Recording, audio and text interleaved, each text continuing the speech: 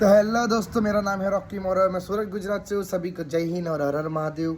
और भाई आज से नवरात्रि शुरू हो रही है, तो सभी को नवरात्रि की ढेर सारी शुभकामनाएं। माँ अम्बे सबके साथ रहे और सबको खुश रखे। तो भाई हमने प्रिपरेशन चालू कर दी है। आपने जैसे कि गई वीडियो में देखा होगा कि मैं बुक्स में लिख रहा हूँ कितने हज़ार किलोमीटर की राइडिंग होने वाली है।